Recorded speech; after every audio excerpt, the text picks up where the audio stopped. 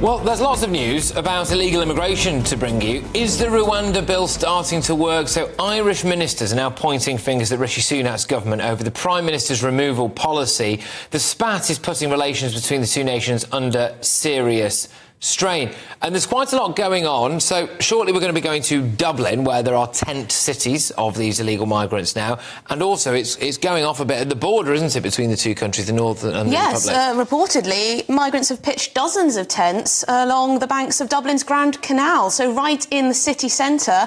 And that's days after hundreds were evicted from the tent cities, what people were calling them, in the city. So essentially, migrants have been moved from one area to another. So what exactly is going on? Joining us now to discuss this is former Ambassador for Ireland, Dan Mulhall. Dan, thank you very much indeed for joining us. You're very welcome. A very difficult situation in Ireland at the moment when it comes to migration. We were hearing reports that tent cities were being evicted, being moved on. Now it appears as though migrants are setting up tents on Dublin's Grand Canal and also at the border. What's going on? Well, of course, this has become a major political issue fairly quickly in Ireland. I would say if you go back to the last election in 2019, or 2020, probably it was not in the top 10 items on the electorate's agenda. Now I think it's probably number 2 or thereabouts as an issue. So obviously our parties like yours are under pressure to find some kind of solution to this problem. The problem really goes back, I think, to the start of the war in Ukraine, because since that time, Ireland has taken in more than 100,000 Ukrainians, which would be the equivalent of 1.2 million in Britain. And that has put a huge strain on the available accommodation. And what it's meant is that now that we have a surge of asylum seekers, there's simply no available space, no rooms that can be allocated to these people coming in seeking asylum. And therefore, it has become a problem because it's now become very visible with these tent cities on the streets. And the government's under pressure to do something about it. Yeah, and I think that visibility also ties in with, let's be honest, rapid demographic change as well, given the certain nations that quite a lot of the people who are actually on the streets in Ireland are coming from, which probably adds to the, I suppose, visual element of tension, does it not? Well, of course, most of the migrants in Ireland come from the European Union, so they're not really identifiably not Irish. And in fact, we've had very good experience of integrating people from Poland, Lithuania, Latvia, and so forth. Obviously, asylum seekers pose a different kind of challenge, but this is a global problem, and there are no simple solutions. People say close the border. Well, Britain has closed its borders to illegal immigrants.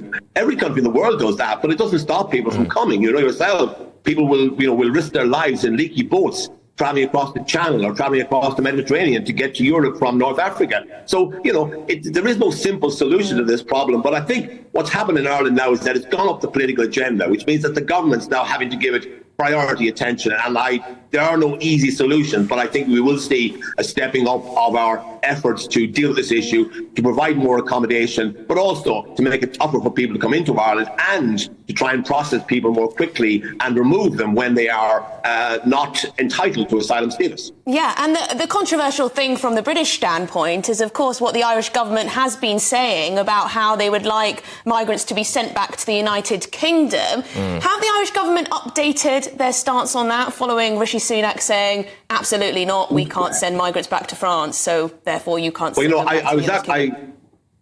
I met the Foreign Minister, Mulhall, there at a function in Dublin last week, and he said, we need to park the noise on this one. In other words, we need to stop megaphone diplomacy at each other. We need to sort of sit down and sort things out. I don't think anybody believes that we're going to be able to send thousands of people back to Britain. But there has been an agreement in place since 2020. And by the way, only about a handful of people have ever been transferred in either direction. The Irish courts recently decided that Britain was no longer a safe country. The Irish government is now correcting that, which means that if there are people that fall into a category that are covered by this agreement, then, both sides will take them back. In fact, over the last number of years, apparently, Ireland's taken more from Britain than Britain has taken from Ireland. But nonetheless, this needs to be calmed down. We need to sit down together like, good neighbours and try and find a way of dealing with this problem. I mean, if there are illegal traffickers using Northern Ireland as a route for their trafficking, then I think, both governments have an interest in curbing that. I do just wonder, though, from from our perspective over here, and, you know, some people might think, well, it's all very well and good saying this now, and I've got the Irish Independent, the Irish Sun and the Irish Mirror in front of me here, all of whom are talking about whether or not they support migrant checkpoints at the border. Tell us if you support checkpoints at the Northern Irish border. All of this stuff. This is what's doing the rounds at the moment in the Irish press. You mentioned there that the Republic of Ireland, when it suited them, declared the United Kingdom an unsafe country. No, sorry. Our courts, one of our courts did that. Your courts did, yeah, but it it doesn't mean that. The government doesn't take that view. Dan, it was also a political decision to take the United Kingdom to the ECHR over the veteran prosecutions as well, and that's a negative. I mean, that's a separate matter. Yeah, but it all plays into this realpolitik of the situation, doesn't it? And there was also I would argue, gleeful disdain towards the United Kingdom when Joe Biden's visit was there. So now it's going against you a bit on the migrant front. Why should we throw our arms open back and say, "Oh, you just declared us safe again? Now that's fine. We'll do some deals with you"? Well, because, I mean, there is an agreement in place. We have a common travel area for the last 100 years, which, by the way, was maintained during the Troubles in Northern Ireland. So there is no way in which that common travel area, which benefits both countries, by the way, and both peoples, should be put in jeopardy.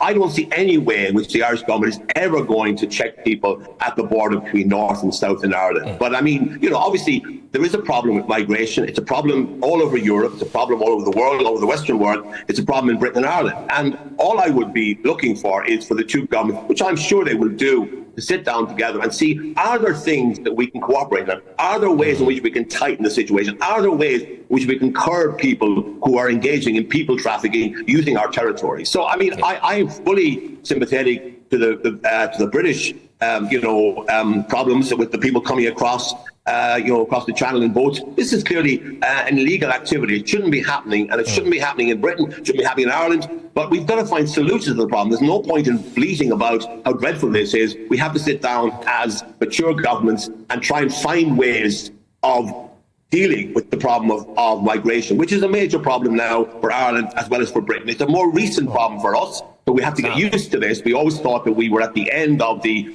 migrant chain, and therefore we probably wouldn't be affected very much. Until recently, migrants haven't been that visible in Ireland. The numbers were growing, but they haven't been that visible. Overall, we've got about 17% of our population now born outside the state. But for the most part, most of those people are living legally in Ireland and are contributing to our economy. And for me, at least, they're welcome to be in Ireland.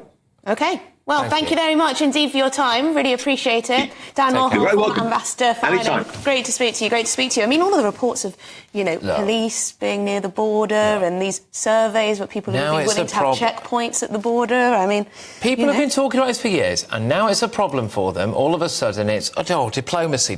We need diplomacy. We're old friends. They were not friends with us, or wanted to be anyway, until very recently.